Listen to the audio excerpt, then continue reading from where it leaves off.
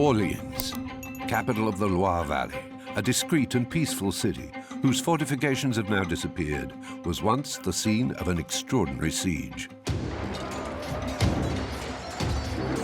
It was here in the 15th century that the English and the French clashed in an epic and bloody struggle.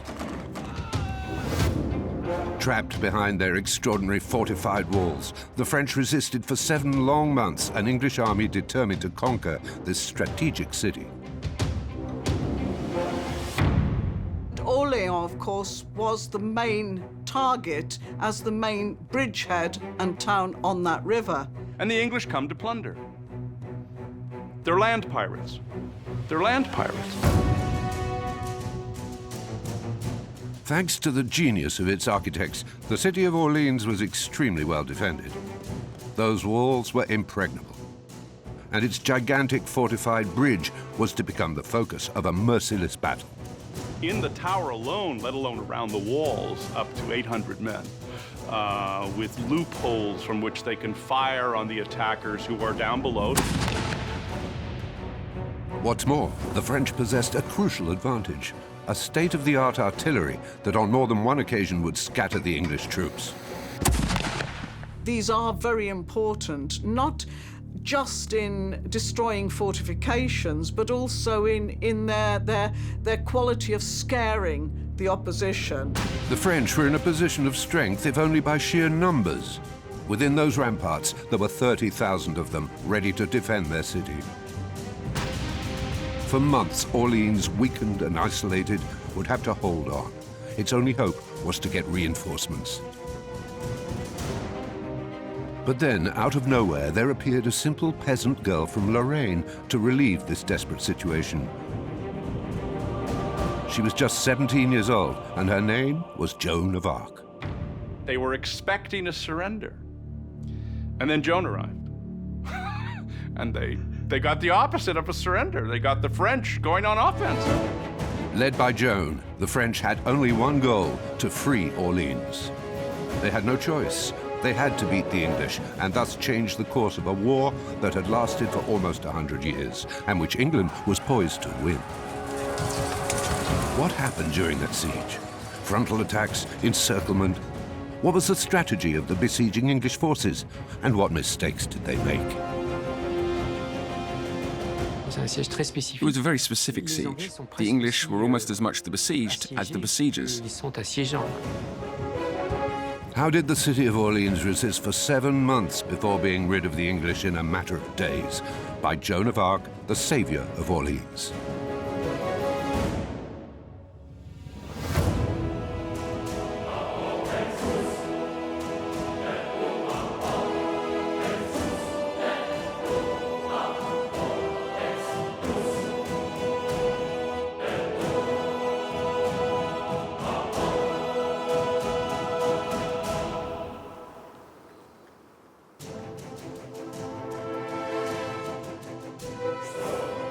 It's July of the year 1428. The 100 Years' War is raging. English troops are trying to conquer the Kingdom of France. Throughout the month of July, they progress towards the Loire, taking the villages that resist them one by one.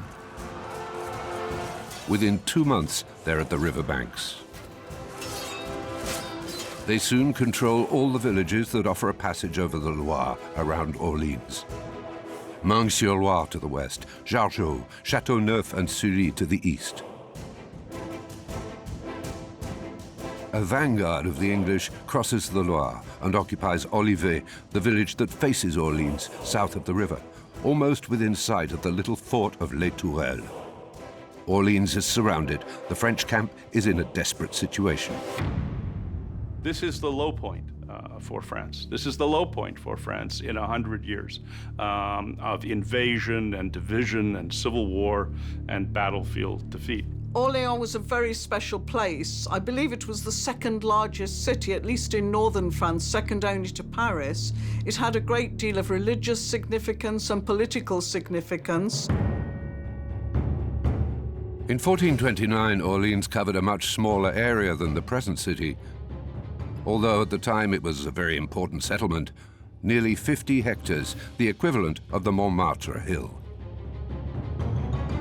It sat on the north bank of the Loire, only connected to the other bank by the Tourelle Bridge.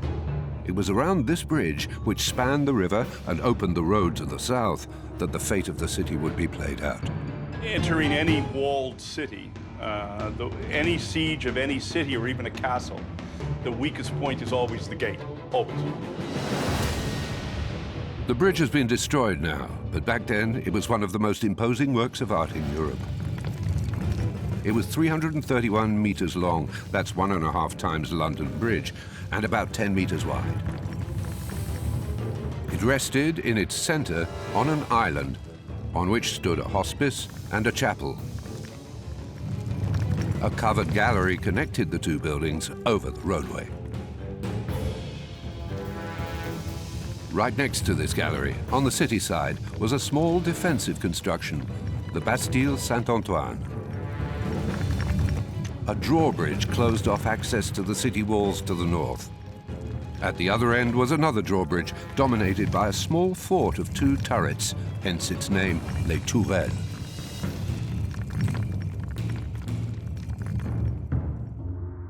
In the tower alone, let alone around the walls, up to 800 men, with loopholes from which they can fire on the attackers who are down below. So the tower gives you the advantage of height.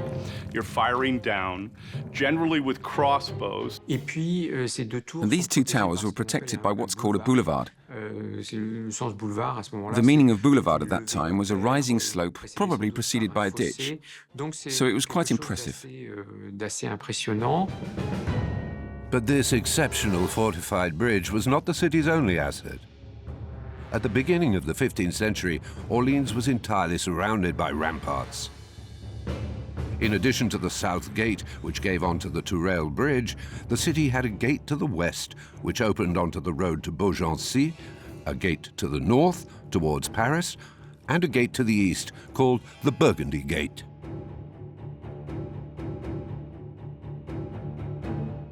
All these gates were fortified and defended by impressive structures.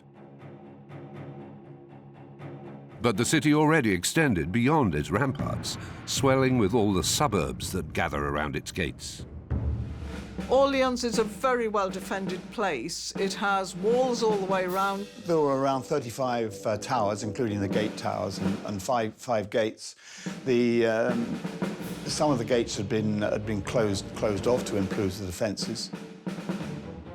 Another defensive precaution was that the ramparts were lined with screens, thick wooden panels that protected defenders from arrow fire, while allowing them to retaliate. The sentry walks, also made of wood, entirely covered the ramparts and were jealously maintained by the city, aware of its own strategic importance.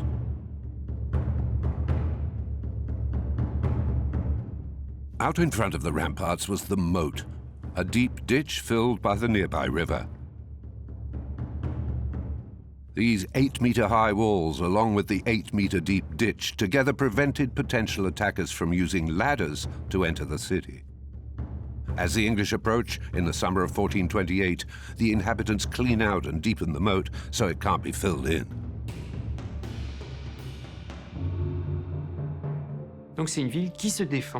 So it was a city that could defend itself. It had quite an effective citizens' militia. For 30,000 people, there were a few hundred fighters, maybe even some able-bodied fighters. And then there was a garrison put there by Charles VII, so there were also professional men-at-arms to defend the city.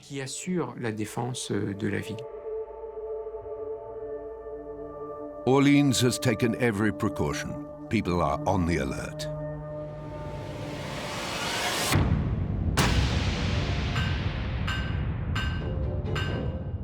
But what really gives Orléans the strength to repel invaders is without a doubt its artillery.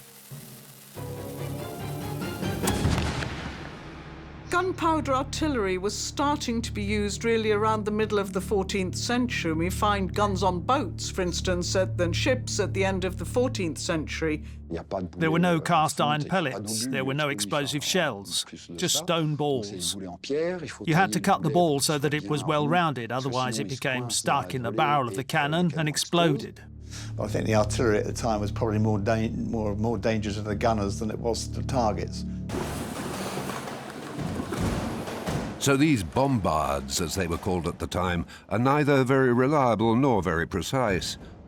They're very expensive, have a low rate of fire, and are difficult to operate.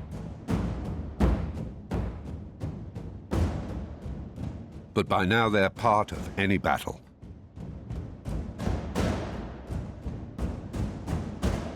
These are very important, not just in destroying fortifications, but also in their quality of scaring the opposition. These weapons are at the cutting edge of the technology of the day. 13 years earlier, one battle played a decisive role in the development of artillery. A battle, though, where no guns were used. The Battle of Agincourt, where the flower of French chivalry faced half as many Englishmen.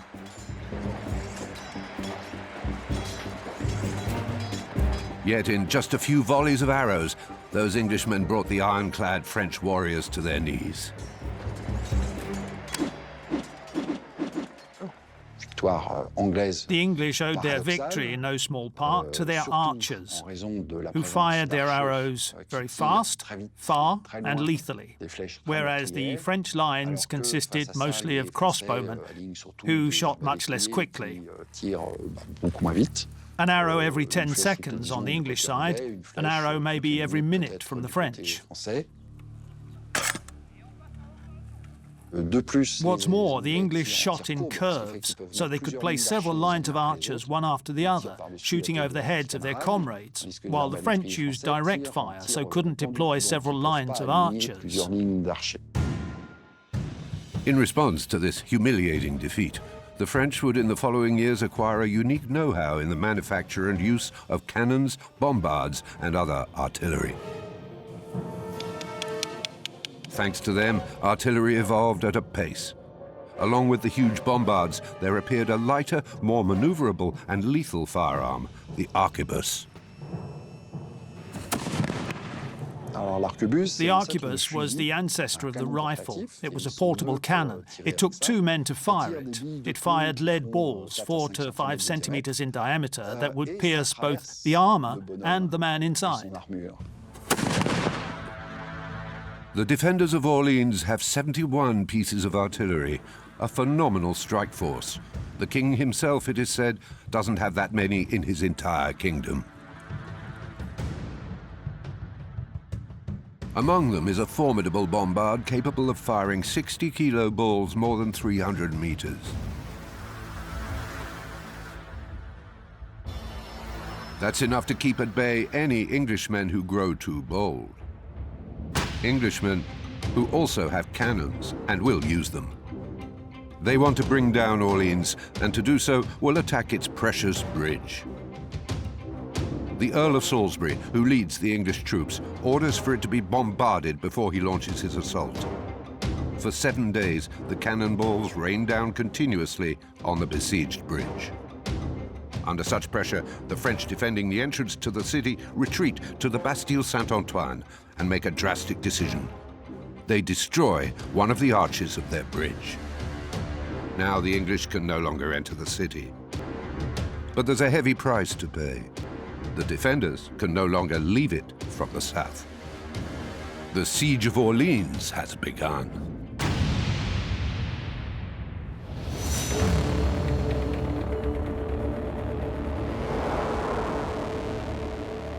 It's not clear just how many French troops are defending Orleans, but we know that the city, population 30,000, has a civil militia that actively participates in the fighting.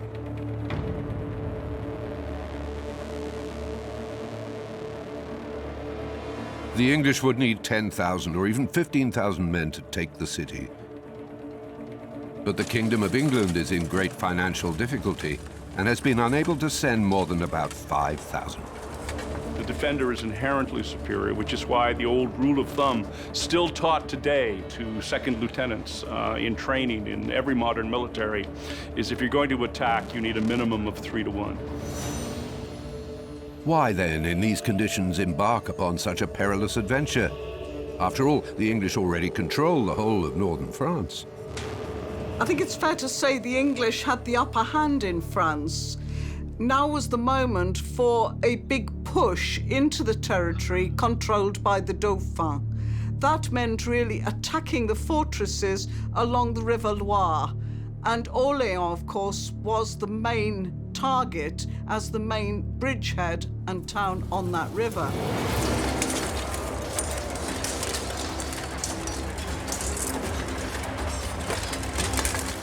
The war between the crowns of France and England has been going on for almost a century.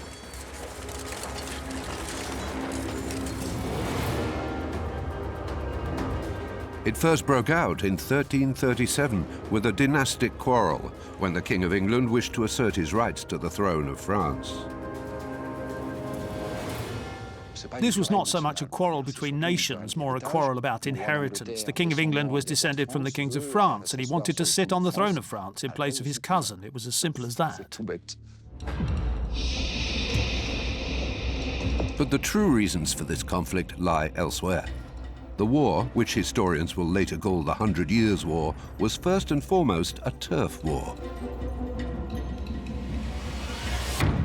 The King of England has inherited the rich province of Guyenne on French soil, which the King of France wants to recover at all costs. A King of France whose wealth overshadows his cousin in England. More fundamentally, the main purpose of England's invasion in the 14th century is England is a poor, scrabby, backward kingdom compared to France. And the English come to plunder. They're land pirates. They're land pirates. With the military successes and setbacks of the two belligerents, large portions of French territory would pass hands from one crown to another.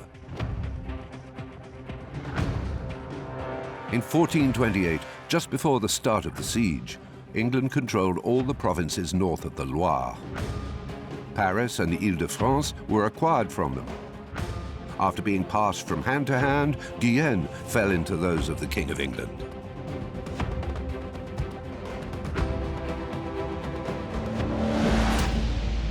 It's ironic. The Kingdom of France, so rich and powerful, is in the process of being dismembered by an England on the brink of bankruptcy. The military situation was also complicated by the fact that it was much more difficult and much more expensive to occupy a territory, and occupying Normandy and the Ile-de-France with emerging resistance movements was very expensive.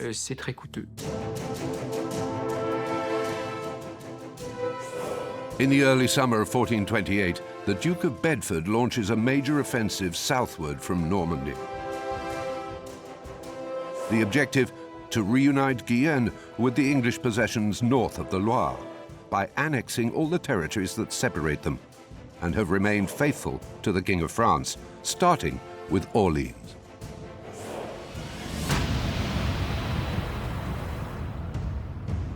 September the 4th, and the siege of Orléans has just begun.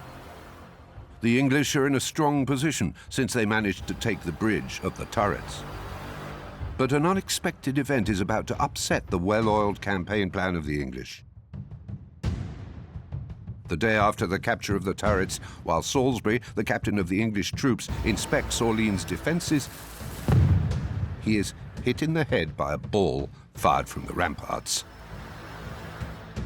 It seemed some kid fired off a bombard, and the gunners arrived a bit later, saw the kid running away, the cannon smoking, and so on. And a cannonball entered the window and severely wounded Salisbury, and he died from that a few days later. The English army, now deprived of its leader, is lost. Nearly 4,000 men stand under the ramparts of Orléans, not knowing what to do. They expect it to be paid until the end of December 1428. They're prepared for a 3-month siege. It will last nearly 7. And on top of their disappointment, there are some pretty questionable strategic plans. For there is a method commonly used during sieges at that time that could have brought down the city much more quickly. The mine, an absolute nightmare for the besieged. So you tunnel under the wall, you make a cavity under the wall, you fill that cavity with firewood, animal carcasses. If you put a pig in there, for instance, the melting fat from the pig increases the heat of the flame, and the flames crack the stone, and then the walls fall into the cavity, and then you break. So obviously the miners weren't being used. Pourquoi? On ne sait pas. We don't really know why. Est-ce que les fossés Were the ditches in front of the walls too deep? plus profonds que ce qui était prévu? Too deep for sappers to be really effective? In any case, there were no mining operations.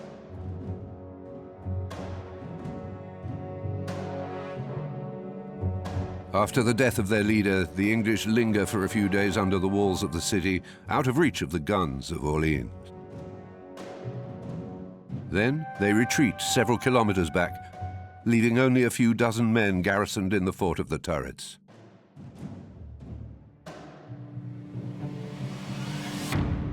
The French immediately seize the chance to get out of their walls. And then they make a surprising decision to raze all the buildings of their own suburbs. So, as was traditional at the time, many of the buildings in the suburbs had been cleared to avoid giving shelter to the besieging troops, and also to provide cover if they were approaching the walls.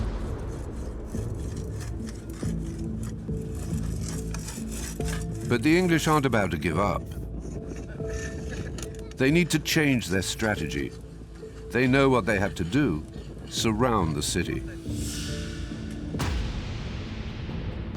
The 4,000 British soldiers return in force to take a position all around the city. If they can't take Orleans by storm, they'll try to isolate it and starve its inhabitants. They set out to build a fortified camp in a belt around Orleans. Small buildings protected by ditches that should allow them to cut off the city from all supplies. It was a kind of no man's land of half-destroyed buildings and half-destroyed churches, and it was where the English would settle in. In 4 months, they will build 9, a true feat of military engineering. First, to the east, the Bastille Saint-Loup. It overlooks the Loire and cuts off the road to Burgundy. Then, almost opposite to the west, the Bastille of Saint-Jean-le-Blanc. South of the fort of the Tourelle is the Bastille of the Augustinians. To the southwest, that of Saint-Privé. Going north, they build a 5th Bastille in the middle of the river on the islet of Charlemagne. On the right bank, the Bastille of the Croix-Boisée blocks the road to Blois. Further north, the Bastilles of Fort London and Fort Rouen close the road to Châteaudun, and Fort Paris, the road to the capital. A Bastille was like a small fortress, and they were usually, or at least wherever they could, built around an existing building, around a church, for example. All they had to do was dig a ditch. The earth from the ditch was used to make an embankment, and on this embankment they built a stockade. Life in one of these wooden bastilles that were made by the English. They were sort of rather like IKEA pack furniture. These were wooden constructions, and pretty miserable to spend your life in there watching for the French. Rather boring life as a soldier. Stuck there in their bastilles, living in precarious conditions and idle, the English fighters lose their edge. The troops' morale steadily declines. In their Bastilles, the English were almost as much the besieged as the besiegers. It wasn't easy for them to get out, again, because they didn't have sufficient numbers. To build the English Bastille, a huge effort to do this, but that doesn't get you over the walls. That doesn't get you into the city. It's as if they were relying on the threat of an assault to sort of frighten the defenders and counting on the weakness of France, the weakness of the king not to reinforce, so that they were expecting a surrender. But the English must realize that Orleans has no intention of surrendering. And on the other hand, that their encircling strategy has flaws. Surprisingly enough, I've come across no reference to any construction of any bridges or even pontoon bridges to allow communication between the different parts of the besieging army. So bringing support to one which was under attack was problematic. But the English make another mistake, a mistake that will cost them dearly. Their plan is incomplete. They haven't built a bastille in the northeast, a stroke of luck for Orleans. Thanks to this gap in the English encirclement, there's still an access to the city. As a result, it will never be fully blockaded. The commanders could come and go virtually at their ease. So there were many sorties by both sides. There was even a tournament held at one point. But I think the most important thing for both sides, both the French in Orléans and the English, was getting food supplies. For after 4 months of siege, food and ammunition stocks are at an all-time low. It's an impasse. And for the French, it's time to go on the offensive.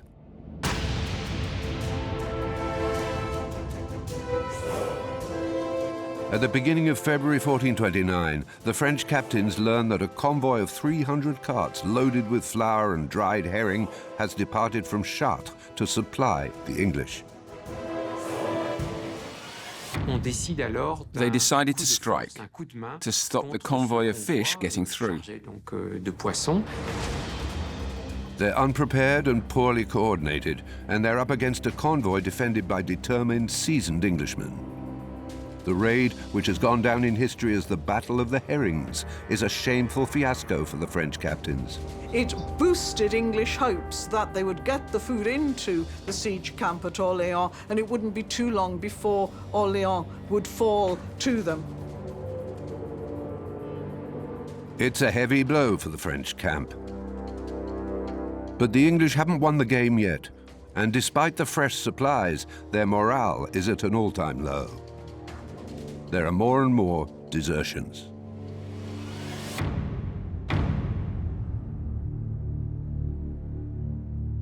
Orléans was a big bite to take, a big bite to eat. The advantage, of course, with Orléans was that it opened up the prospect of moving farther into the south and towards Bourges, which was in effect the capital of the Dauphin. Many rather pejoratively referring to him as the King of Bourges.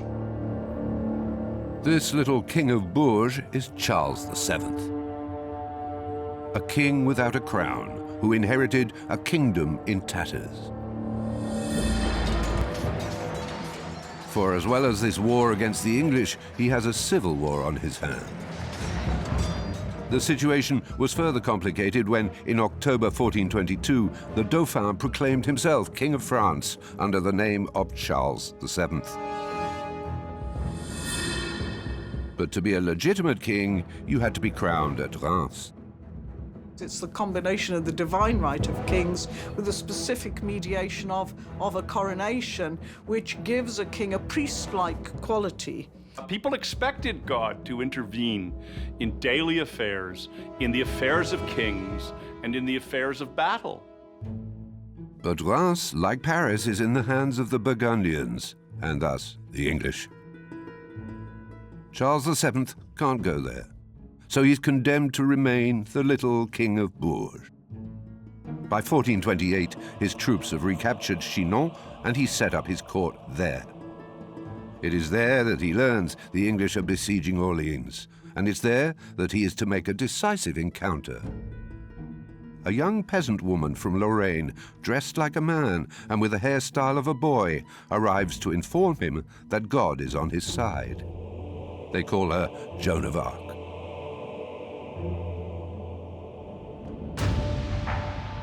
A young girl who knows nothing about warcraft has decided to end the siege of Orleans. At just 17 years old, she will turn the tide of the war and leave her mark on the history of France forever. She grew up in Domremy, a village wedged between Champagne and Lorraine, in an enclave loyal to the Dauphin, but surrounded by Burgundian lands. Since the age of 13, she has been having mystical visions and hearing voices. Voices that urge her to throw the English out of France and to lead the Dauphin to Reims to be rightly crowned king. She manages to meet the king and tell him of her vision. She had to pass a test to be considered a true prophet, and she did. A prophet then had to give a sign, and the sign Joan gave was that the siege of Orléans would be lifted. Does the king really think he's under orders from heaven? One thing's for sure, though. After meeting Joan of Arc, Charles VII provides her with weapons and horses and sends her to Orléans.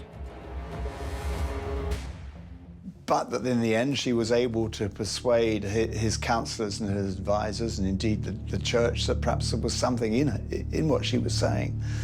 And I don't know, here, this is just entirely my speculation, but I suppose it had got to the point was, well, why not give it a try? Who knows? It might just work. Joan leaves Chinon and makes a stopover at Tours, where she is equipped with her armor and banner. A banner made according to order for her, with golden fleur-de-lis on a white background, along with the words, Jesus, Mary. She stops again at Blois, where she joins a convoy of supplies for the inhabitants of Orléans, escorted by 500 men. Along the way, she dictates a letter addressed to the King of England and sends it to the besiegers. The letter says, I say to you in God's name, go home to your own country. If you do not do so, beware of the maid and of the damages you will suffer. But there were quite a lot of other rude allusions that basically, in modern parlance, was get the hell out of here. What the hell do you think you're doing in this country? It was very abrupt and very direct. The English must have thought that she was completely crazy, and that the French were lost if they trusted this girl who was obviously as mad as a hatter. I think they would have said, who is this loony? What the hell is this? Yeah? But I think we can see that what Charles and his advisors were doing were trying to combine all of this and make it something much more than a military maneuver. It was really a crusade. Their argument was obviously that Joan of Arc had arrived saying she was there in the name of God. And God was against the English, and the English obviously didn't agree.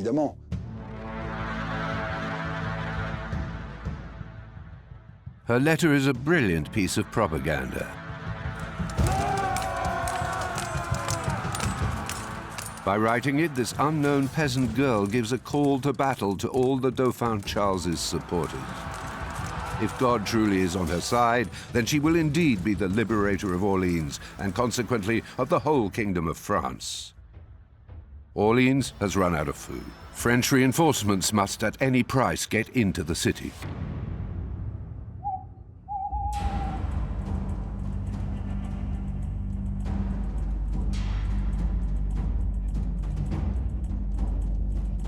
Joan and her convoy reach the outskirts of Orléans on April the 29th.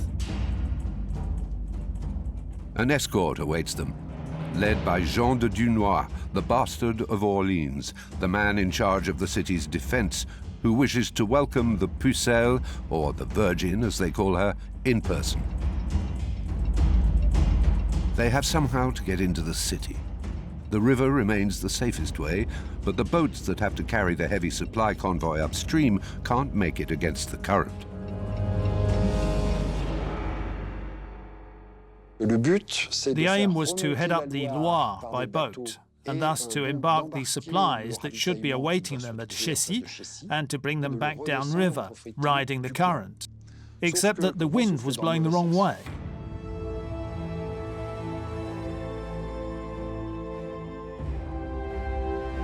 If Joan had succeeded in her divine mission, she would have achieved the impossible.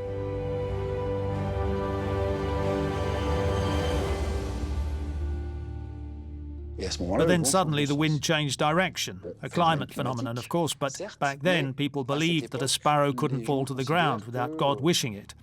So if the wind changed direction, it was because it was what God wanted, and that meant that he was on Joan of Arc's side.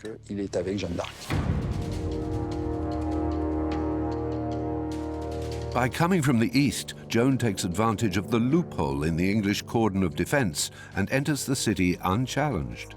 The English don't know she's part of the convoy.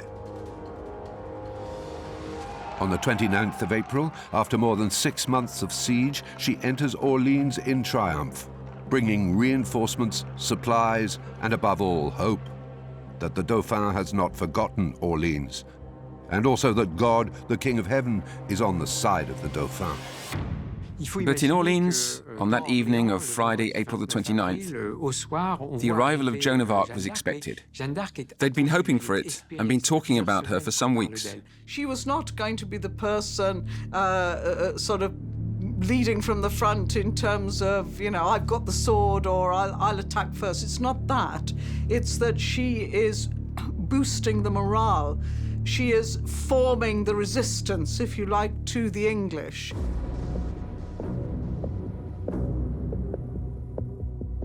In her first days there, she inspects the city's defenses with Dunois.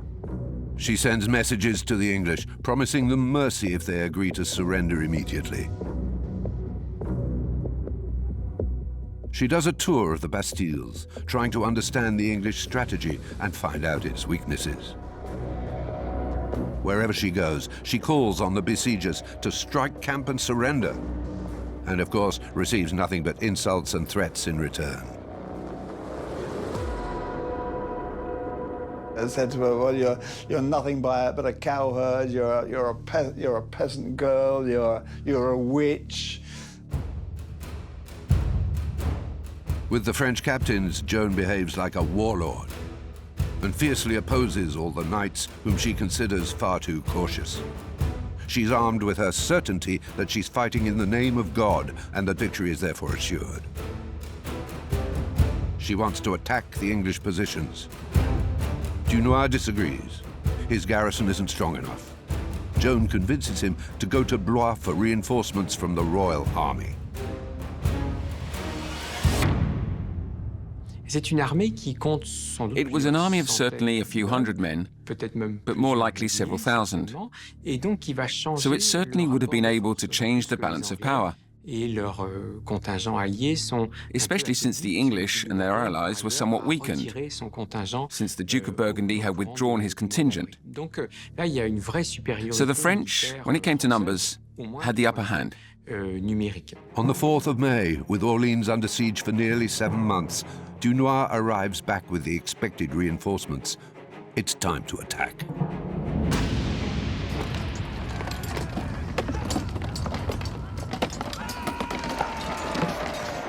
Nearly 1,500 armed Frenchmen throng through the Burgundy Gate to the east of the city and rush at the Bastille Saint-Loup, the most isolated of the English posts. That afternoon, Joan is taking a nap when she's awoken by a huge bang.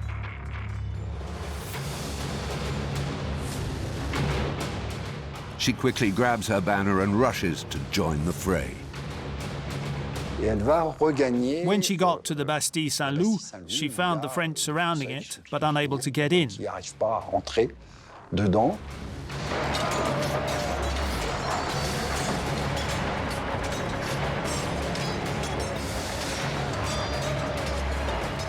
When Joan of Arc arrived, the French managed to breach the Bastille Saint-Loup. They killed some of the English and captured about 40 of them.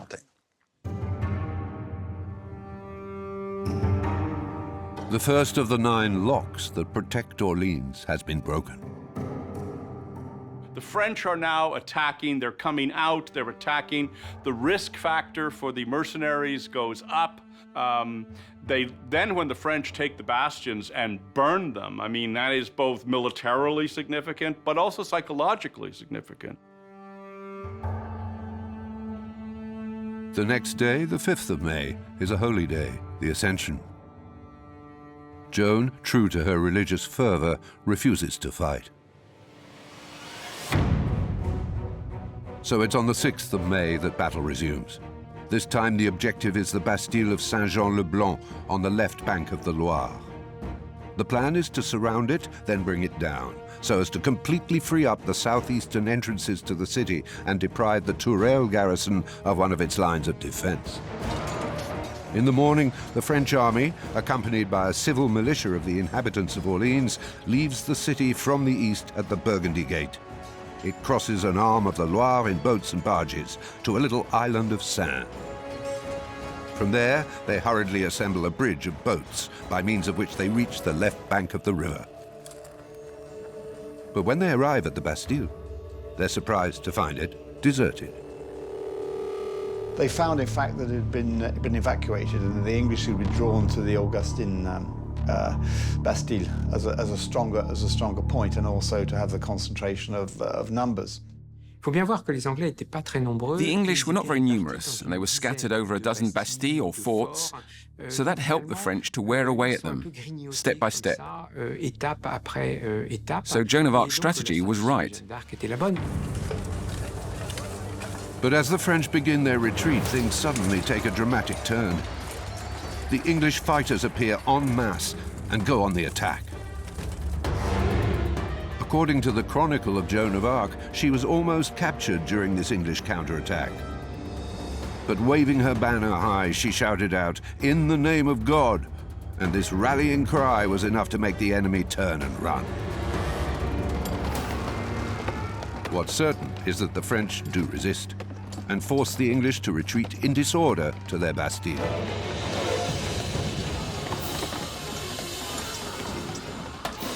Carried away by their momentum and stirred up by Joan in a mystical trance, they continue their assault and manage to break through the palisade of stakes in several places.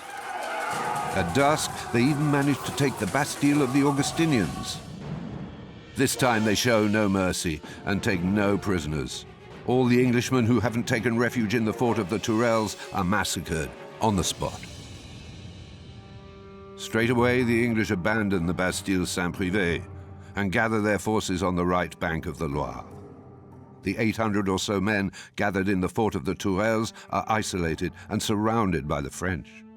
Obviously, all these successes, one after the other, were not really very impressive from the military point of view, because the English were not in fact very numerous.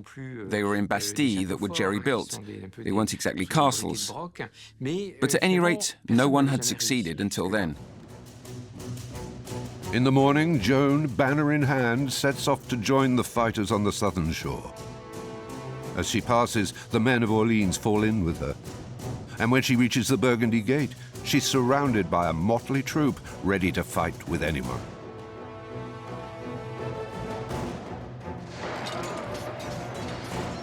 Yet others from Orléans, caught up in the enthusiasm, break through the southern gate of the city, the one that opens to the bridge of Tourelle, at the other end of which are 800 English. With planks and beams, they set about repairing the bridge to get the English in a stranglehold. The attack has begun, and it's going to last all day. To the south of the fort, protected by a rampart, they erect ladders and attack the ramparts behind a rain of English arrows and crossbow bolts. In the north, cannons are brought out of the city and installed on the islet of Saint-Antoine in the middle of the river. They bombard the fort of Les Tourelles relentlessly, but to no avail. They push under the drawbridge a boat filled with burning hay, felt, sulphur, and horses' hooves in order to blind the English archers and suffocate the garrison.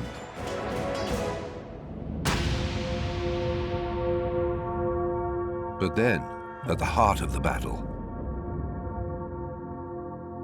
a shot from a crossbow hits Joan of Arc just above her right breast, and she collapses in the midst of the fighting. The English battlements resound with the cry of victory. The witch is dead.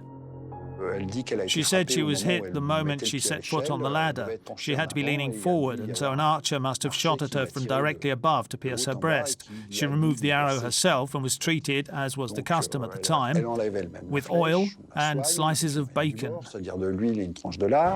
Joan, although wounded, quickly returns to the fray. But despite all the ferocity of the French attack, the fort holds firm.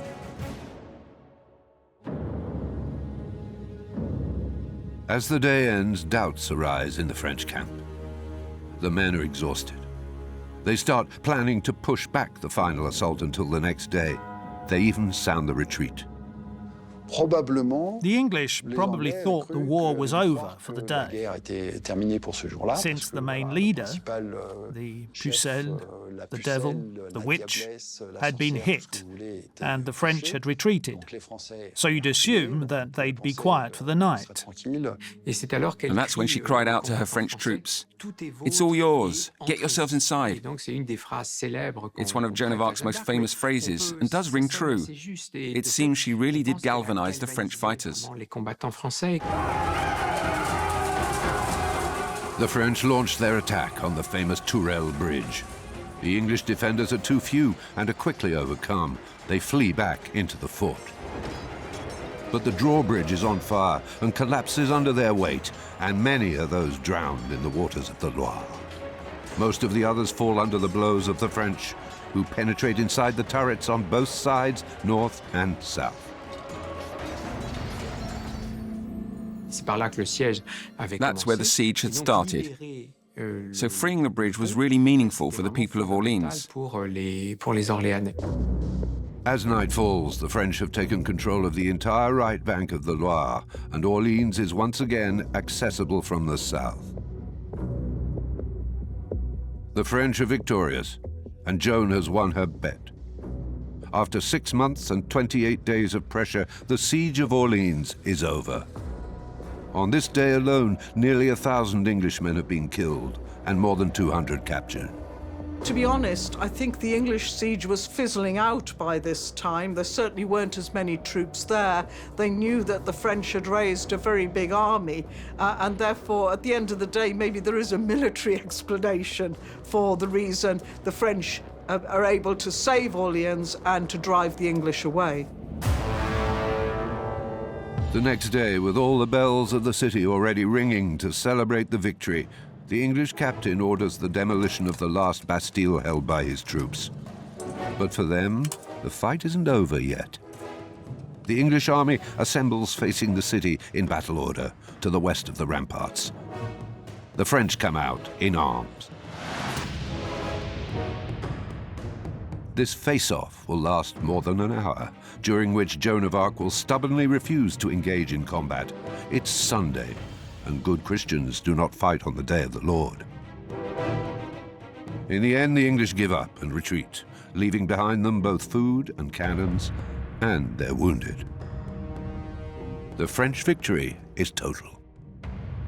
The lifting of the siege of Orléans was really a very far-reaching event, since it was the event that restored confidence to the camp of Charles VII.